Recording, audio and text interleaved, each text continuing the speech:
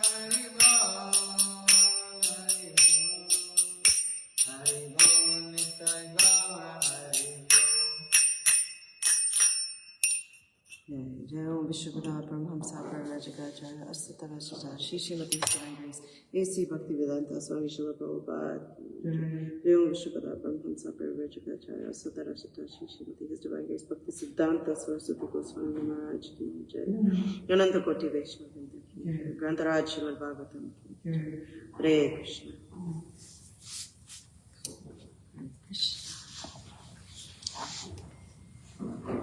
So, Hare Krishna everyone. Welcome to ISKCON Detroit. morning Shrimadbhagavatam class. We're approaching a very exciting ending now to the chapter 11 we have been discussing for some time. So before we get started, let's just say our prayer. Om Namo Bhagavate Vasudevaya. Om Namo Bhagavate Vasudevaya. Om Namo Bhagavate Vasudevaya. Om Namo Bhagavate Vasudevaya. Om Namo Bhagavate Vasudevaya. Om Namo Bhagavate Vasudevaya. Narayam Namaskritya. Narayanam Namaskritya. Naram Cheva Narottamam. Naram Chaiva Narottamam. Devim Sarasatim Vyasam. Devim Saraswatim Vyasam. Tato Jayudirye. Tato Jayamudire. Nashtaprayeshu Bhadreshu. Nastaprayeshu Bhadreshu. Nityam Bhagavata Sevaya. Nityam Bhagavata Sevaya. Bhagavati Uttama Shloke. Bhagavati Uttama Shloke. Bhaktir Bhavati Nishtaki. Bhakti Bhavati Naistiki. Hare Krishna. So, we are in Canto 1, Chapter 11, Text 39, which is the last verse of this particular chapter. So Canto 1, Chapter 11 is the Lord Krishna's entrance into Dwarka. So over the past couple of weeks, or probably a month now, we've been discussing all the various aspects of how the Lord has entered into Dwarka and who has come to see him. So this is the very last verse in this particular chapter. So we will read this and see what the conclusion is. Text 39. Tam menere bala muda. Tam menere bala muda. Strainam chanu vratam raha. So tam menere bala muda. Strainam chanu vratam raha. Strainam chanu vratam raha. Aparamana Apramana vido bartur. Apramana vido bartur. Apramana vidho bhaktur. Ishvaram matayo yatha. Ishwaram matayo yatha. I'll read it here because it's broken up over here a little bit.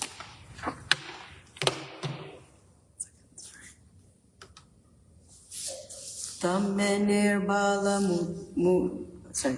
Tamenere bala muda.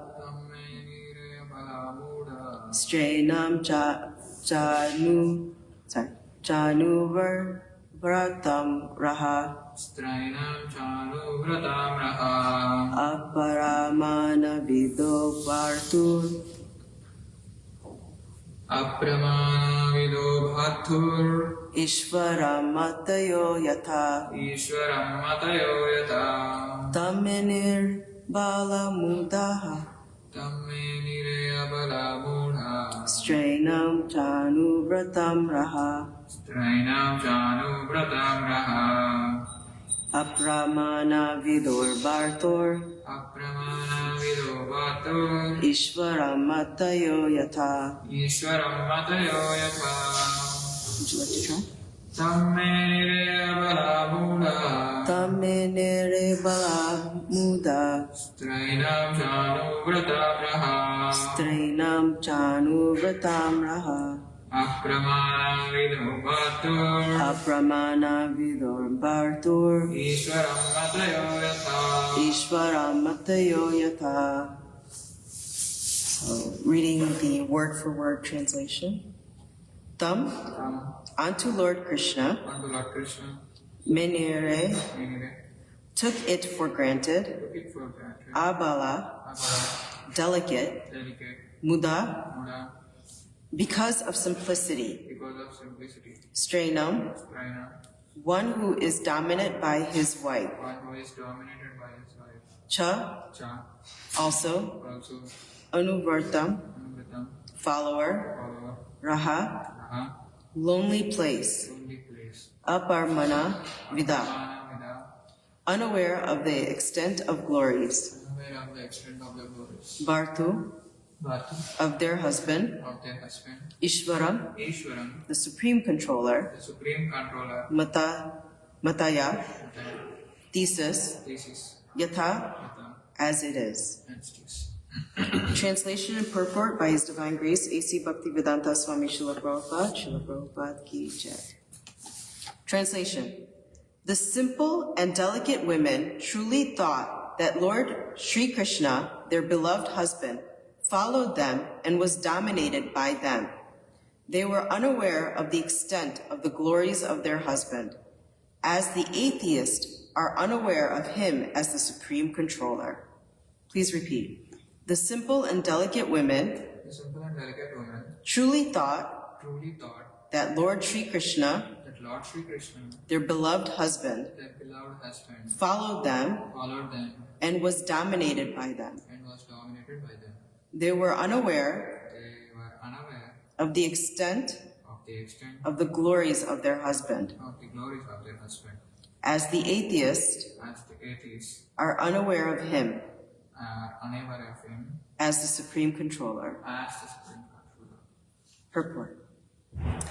Even the transcendental wives of Lord Sri Krishna did not know completely the unfathomable glories of the Lord.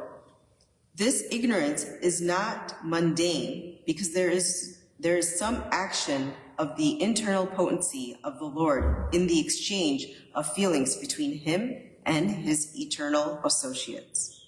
The Lord exchanges transcendental relations in 5 ways: as proprietor, master, friend, son, and lover. In each of these pastimes, he plays fully by the potency of Yogamaya, the internal potency. He plays exactly like an equal friend with the cowherd boys, or even with friends like Arjuna. He plays exactly like a son in the presence of Mother or Yashodamata. He plays exactly like a lover in the presence of the cowherd damsels. And he plays exactly like a husband in the presence of the Queen of Dwarka. Such devotees of the Lord never think of the Lord as the supreme, but think of him exactly as a common friend, a pet son, or a lover or husband very much dear to heart and soul. That is the relation between the Lord and his transcendental devotees, who act as his associates in the spiritual sky, where there are innumerable Vaikuntha planets. When the Lord descends, he does so along with his entourage to display a complete picture of the transcendental world, where pure love and devotion for the Lord prevail without any mundane tinge of lording it over the creation of the Lord. Such devotees of the Lord are all liberated souls.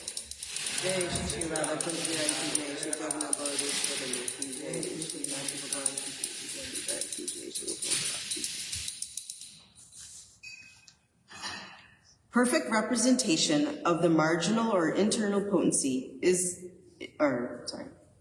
Perfect representation of the marginal or internal potency in complete negation of the influence of the external potency.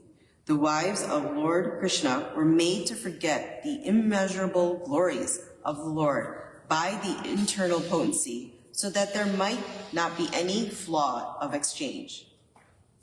And they took it for granted that the Lord was a henpecked husband, always following them in lonely places.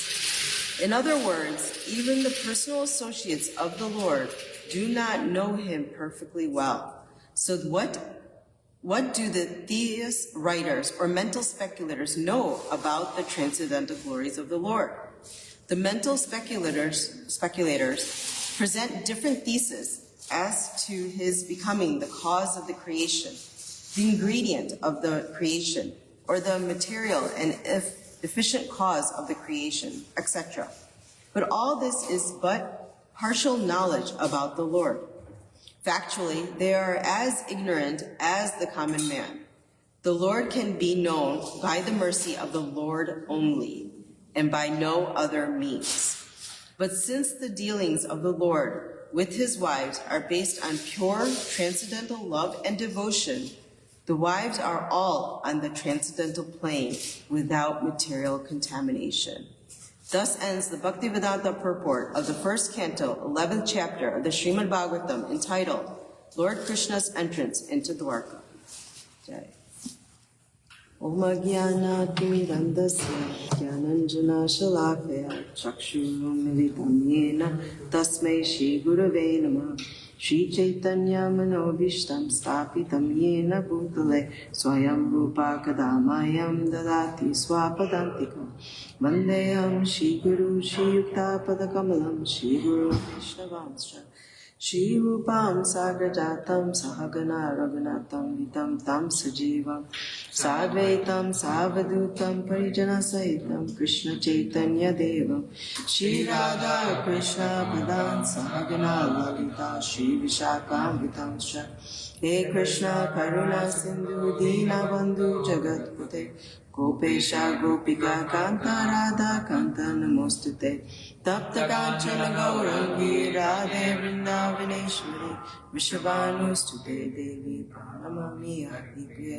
Vanchakalpatrubhyascha Kripa Sindhubhya Patitana Pavanebhyo Vaishnavebhyo Namo Namo Namo Vishnupadaya Krishna Prestaya Bhutale Srimate Bhaktivedanta Swami Iti Namine Namaste Saraswati Deve Gauravani Pacharine Nirvishesha Shunyamati Pashata Deshitarine Jai Shri Krishna Chaitanya Prabhu Nityananda Shri Advaita Gadadara Shivasadi Gaura Bhaktavinda Hare Krishna Krishna Krishna Hare Hare Hare Rama Rama Rama Hare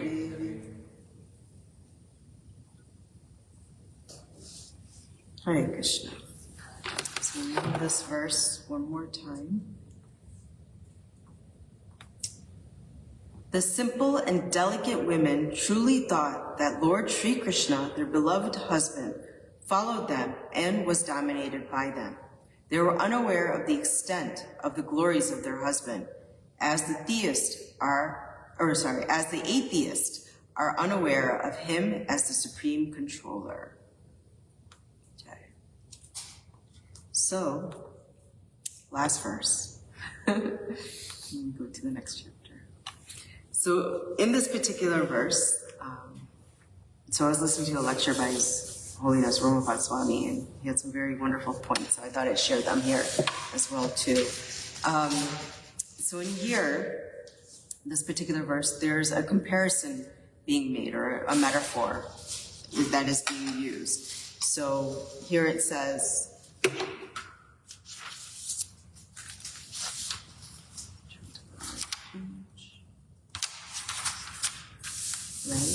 that the wives did not know their husband, nor in the extent of his glories, and as the atheists are unaware of him as the supreme controller. Right? So these atheists, they don't know who Lord Krishna is, who Ishvara is, who God is. Those who are also thinkers or speculators or mental speculators, they're trying to figure it out. They try to make different assumptions, opinions, different theses on who is Krishna, right? They have these opinions, although they're not necessarily based on, certain limited facts by their limited knowledge. So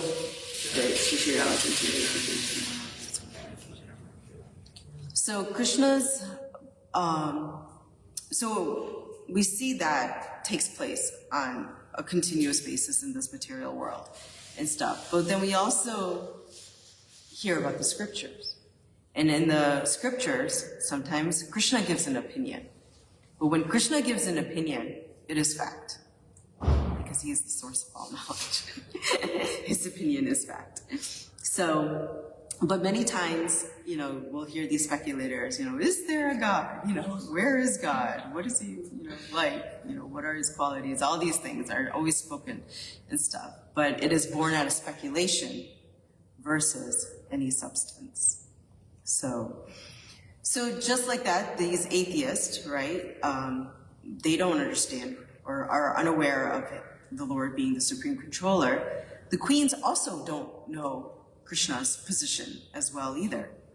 So in Bhagavad Gita, in chapter 9, text 11, it is said, Avajananti mam muda manushyam tanum ashrita. So basically, the translation of that verse goes that the fools deride me when I descend into the human form. They do not know my transcendental nature as the Supreme Lord of all that be. So here we again see that those who do not know who Krishna is, right, they're considered muda, right? That word is used. In this particular verse in Bhagavad Gita, it is actually translated as foolish men, right? Foolish. So they're mistaken. Sometimes even Srila Prabhupada goes as far as calling them rascals and stuff in many lectures we hear. So, those who do not know Krishna and, assume or make assumptions on him, they're fools, rascals, right? And stuff. But the same term here is being used to describe the queens now, muda. But here, Srila Prabhupada translated as simplicity, right? Their simpleness, the simple nature. It is not that that they make mistakes or so forth, but they are in that way because of the internal potency, this yoga maya, right? So this internal potency is extended to them, the queens, because of their love for Krishna. Do the atheists have love for Krishna? No. So are they under the internal potency? No. So this is a very important ingredient, I would say. This internal potency. Because they love for Krishna, right? And Krishna also loves that they love him, right? And that he loves them. And so Krishna reciprocates. He's reciprocating with them. So they can come under, and this yoga maya is taking over because in order for them to participate in this pastime so that they can enter into this intimacy of love as husband and wife, this would not happen otherwise, right? It is only under this internal potency. So, and if the queens understood Krishna's full position, they would probably not participate in this type of pastime, right? Knowing that this is the Supreme Lord, the cause of creation, the maintenance, the destroyer, ultimately, and stuff. And we see this in different cases too. So Krishna Balaram, right? When they're in front of Devaki and Vasudeva. So when Krishna is born in the jail cell, right? And stuff, he comes in this four-arm form, right? With all his conch shell and all the elements and gold and effulgence and such a stature, right? He comes and they know, to show them that he's the personality of Godhead, right? He comes and he's just in this form. But still, Devaki and Vasudeva were under the influence of the internal potency. They were under the influence of that this is the parental affection, Vatsalya Bhav, right? So he appears in this form so that they would know. But Devaki, what does she do? Oh, Krishna, please. Look like a child. Come back to your child, this baby form. If Kamsa comes right now, he's going to kill you. If you're small, I can at least hide you somewhere, right? Trying to protect him and stuff. Now, she acts in this way because she's also under the influence of the internal potency. Now, because of this parental affection, right, he takes this childlike form then. And Vasudeva then takes Krishna to Gokul. The whole pastimes take place, the childhood pastimes, and then eventually Krishna comes back to Mathura, right? Like we go through all those ages and so forth. And he comes to Mathura, he kills the elephants, right? He comes into the arena and he kills the wrestlers, right? He's still like a boy, comparatively, but in fact, he even kills Kamsa, right? Then what? Then he goes back to the prison house, right? Where his parents are, right? Devaki and Vasudeva. And they present themselves, right? They're a little bit older. They're not like the baby form anymore. They're a little bit older form and stuff. But he presents themselves to Devaki and Vasudeva, still in that parental affection.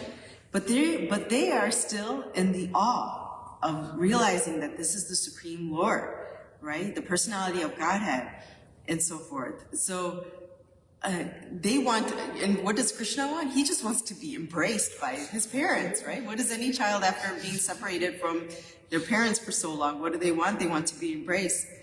So what does Krishna have to do? He has to cover them in this internal potency for the embrace. So this is a different kind of muda, right? Like it's not meant to be the foolish or the rascal. And we see that in the reciprocation that Devaki and Vasudeva, right? They give the hug, but then they're like into it, right? And they are like, oh, we have to send Krishna and Balram to school. Let's send them to Sandipuni Muni's place. He's the best teacher. Let them learn from him and stuff like that. So again, seeing Krishna as that son that they desire. So this internal potency commits to make them not see Krishna as, which also the external potency does not make us see Krishna as well either, right? But one is out of simplicity and one is out of our contamination and so forth. So it's very different. So the simple wives truly thought that they were able to control Krishna, right? That Krishna, we can dominate him. He will follow us into secluded places as written and so forth, to have their pastimes. And Krishna would follow them, right? To enjoy with them and so forth. They wouldn't think of this as an evil way, like, haha, I'm trapping Krishna, and stuff. They would do it in a way because it pleases their husband. It pleases Krishna. They did not misuse their power, right, or their abilities to give him pleasure. They were seeing Krishna as it's described here in this purport, not aware that he was the supreme. But similarly, like Devaki and Yashodamai, right, they were also covered by this internal potency. So they don't understand or they don't see the unlimited glories of the Lord, right? If you and if Krishna came into this room right now, right, and stuff, what would we do? And stuff. How would we behave? What is our reaction? And so forth, So just to noodle on it, you don't have to answer. But everyone should noodle on it. So in Shrimadbhagavatam, chapter 8, we read about Queen Kunti, right? She also talks about Krishna's unlimited, inexhaustible glories, right? That he's the supreme Lord and stuff. But beyond, Krishna is beyond the limited range of our senses, right? So he's what they call eternal, irreproachable. So what this word means, which Maharaj had explained very nicely, so I thought I'd share that with you. Irreproachable. Meaning that he's faultless. He does not make mistakes. He's beyond this criticism, right? And so Krishna cannot do anything wrong. He does not make mistakes. And it's very important for us to understand. Because as we learn about these pastimes, now we're all trying to aspire to become devotees of Krishna. But when a mundane person or someone under the influence of the external potency or someone who's in this contaminated world and under the modes of influence, modes of material nature, right? When they see Krishna, for example, stealing butter or lying or cheating and all this, all these different modes and stuff. He's stealing butter. Yes, he is, right? No denying it. Devotee knows he's stealing butter, and a mundane person can also know he's stealing butter. But for a devotee, it's his butter, right? He can steal as much butter as he wants from Mother Yashoda. That's his butter, right? When he's dancing with the gopis and stuff and enjoying with them and stuff, who are the gopis? His own potency, his own eternal potency. He can enjoy with them as much as he wants, right? But when someone sees it through mundane eyes or like tries to understand this, on their own, then they become the Muda, foolish, right? And stuff, because then they'll see like, oh, Krishna has relations. Look, he's stealing. What kind of God steals, right? Like so many other questions will come into their mind. So, but this is Krishna, right? We also see Krishna. He's goes into the battlefield, and there's a whole pastime of Jarasandha, right? He even beats him like 22 times on the battlefield, but he keeps coming back. And at a certain point, Krishna then runs, right? And what is he called? Based on that Leela, right? He jumps off the cliff. He's called Ranchorji, right? He's given a special name because he's running away from the battlefield and stuff. Actually, we were very blessed this time when we went to India. We got to go see the temple of Ranchorji. So it was very beautiful darshan. I have some pictures and stuff. But so Krishna's even given special names during these certain pastimes, right? When he steals butter, he's called Makanchor, right? So this irreproachable, Krishna is the eternal, irreproachable, right? He makes no mistakes and he's unlimited, right? So we have to understand that he is actually the source of all these potencies, right? Although he puts his eternal associates, everyone under different potencies, right? So that we can reciprocate with them according to our way. So, another example that was given was an actor playing a part, right? On stage, we see these shows or movies or whatnot and stuff. And so the actor is playing this particular role, but we don't recognize the actor as the actor. We see that he's actually in this role, so the audience doesn't get to see who this actor really is. So Kunti Devi, she's also, saying that you're also not seeing who you are, right? Like we're not seeing who you are. Same as the wives. They don't see Krishna as Krishna, the supreme controller, right? They see Krishna as their husband. So, but this is a good thing, right? For them, it is a good thing. It's not foolish, where people who speculate, to them, this is foolish, for them, they are foolish and stuff. So they speculate and think that they know God, or they'll make assumptions, or they'll think, from my mind this, or from their mind like this theory or whatnot, and try to make these things up. So don't do that. Because that puts you into the mula of the foolish. So, Krishna also in Bhagavad Gita chapter 10, Krishna says actually that no one knows him.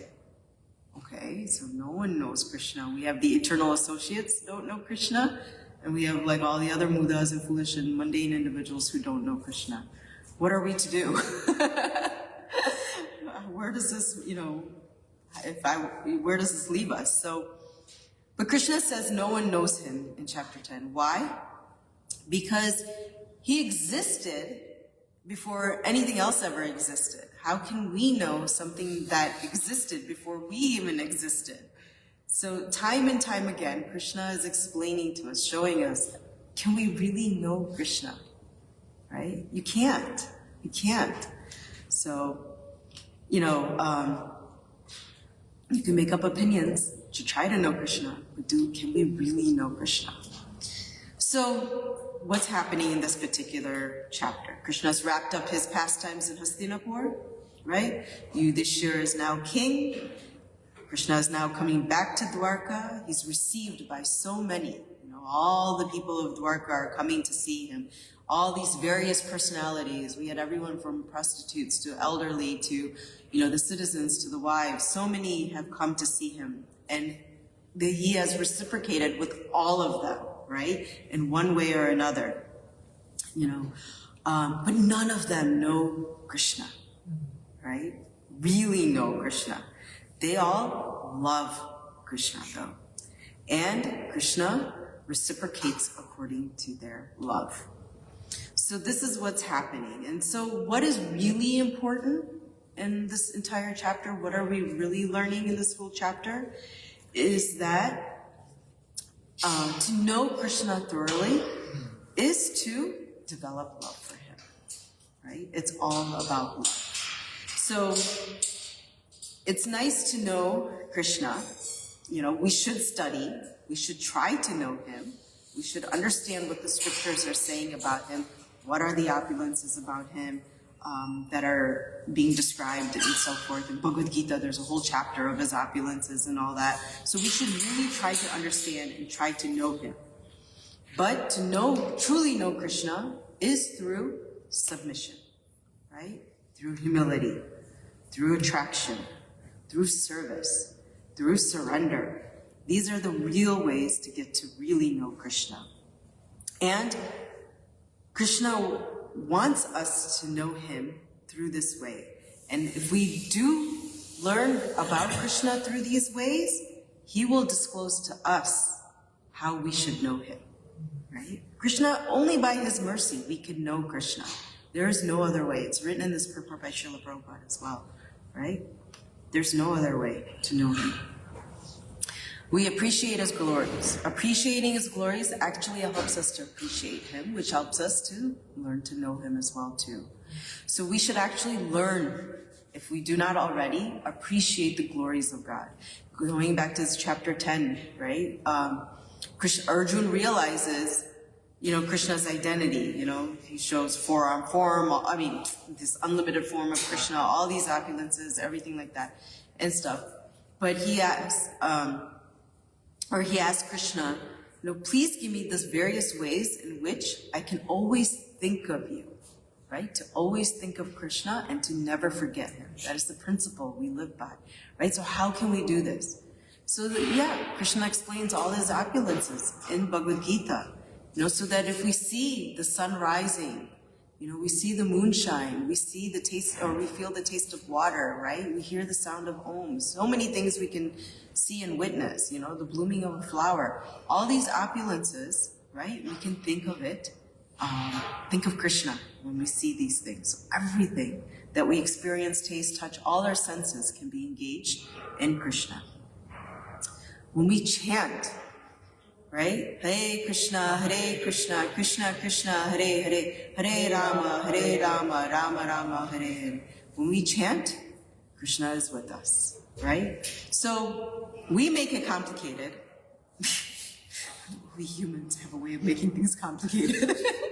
But there's actually, Krishna has given us so many ways to just think of him, right? To bring him into our mind. We don't need to speculate. There's no need, right? And the queens, right? Perfect examples of how they didn't have any of these problems, right? These were queens. These are not ordinary individuals too. But they were in such a position, they did not even need to know Krishna's opulence, right? They can't think of anything but Krishna. So they're already in that particular position. So in conclusion of this particular chapter and of this particular verse, Sutta Goswami is appreciating the simplicity and the delicate nature of Krishna's wives. So they did not need to know he is God. They loved him. And in that simplicity, they understood his nature, right? The nature of the Lord. He seems to be controlled by them, and they were thinking in this way, right? And stuff, that they're able to dominate Krishna. But Krishna likes to be controlled by those that love him. We see that time and time again. Mother Yashoda is trying to tie him, right? She so loves Krishna in such a pure way that he can be controlled. So it's not a bad thing. Love Krishna, and He will allow you to control even the Lord himself, the supreme controller. Practice Krishna consciousness is the best way. It is the only way. We follow these regulations carefully. We should not be demanding, just willing to serve Krishna, right? You know, Krishna, I will serve you if you give me this. You know, this is not love. We don't do business relationships. So remain determined in serving him, even though there may be obstacles, and we'll see the reciprocation of Krishna come. And in this chapter, we're given a glimpse of this loving nature of the spiritual world, right? We're unfortunately in this material world, but we can taste and see and hear this loving nature in the spiritual world. So we can get a sense of what this real love looks like one day when we are able to go there. So, and we can go there. Krishna, Srila Prabhupada has given us the method of going back to the spiritual world, so just grab onto it and go. Grab your ticket today. So this is the wonderful nature of this particular chapter. Thank you. Please forgive me if I misstate anything. So, Jai Shrimadbhagavatam ki Jai. Ananta Koti Vishnu. Are there any questions, thoughts, comments? Thanks for the class, method. I was just looking at the purport, and when you said Krishna performing like Ras Leela, he was actually enjoying with his internal potential forms. So I was just remembering one analogy I heard in the lecture, like when we see a small kid of age, like small 5-6 years age, and he was staring at mirror, he sees the reflection and he plays through it. So similarly, Krishna is playing it. Yes. Yes. Perfect. It's so funny because when I was a child, my father had taken photos of me playing with my own shadow, right? Like somehow the light came into my room and stuff like that. And he was saying you were playing with your shadow and stuff. So it's just like, playing with your own potency. So, okay, very good. Thank you. So just a few quick announcements before we end. Lots of things are happening this week. Number one, please come on Friday. We are celebrating the appearance of none other than Lord Nityananda Prabhu. So he is, through him, right? He's Adi Guru. Through him, he's not different than Balaram, Adi Guru. Like, through him we learn how to be able to approach Krishna, how to love Krishna and all this. So get the mercy on Friday. Come to the temple. We have a wonderful program set up. So please come and hear, enjoy, and with the devotees and associate with Lord Nityananda on February 30th, which is Friday. The program starts at 6 o'clock. Yeah. So please come. And then on Saturday, if you would like to continue to hear more about Lord Krishna and get to know him better and stuff, then please come Saturday, starting at 5:30. We have Bhagavad Gita class that will be taking place. So everyone is welcome to come. So please come at 5:30 on that. And then for all Vaishnavis that are out there, we're having a Vaishnavi retreat. It is on February 6th and 7th.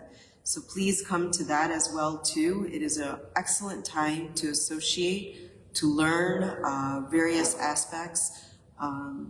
We are all spirit souls, but also Vaishnavis, everyone has different needs and so forth. So just to address some of those needs, please come. Registration ends this Friday on Nityananda Trayodasi. So get the mercy of Nityananda Prabhu and sign up for more mercy on February 6th and 7th by coming to the Vaishnavi retreat. Everyone is welcome to join. You don't have to be Krishna consciousness or new. If you're new, it's wonderful. If you've been around, it's wonderful. It's for all. So it doesn't need to be you don't have to be part of the temple. You can come as you wish. So if anyone has any other questions, if not, we will end today. Thank you so much for joining us. See you tomorrow morning. Grantharaj Shrimadbhagavatam ki Jai. Srila Prabhupada ki Jai. Ananta Koti Vishnu. Hare Krishna.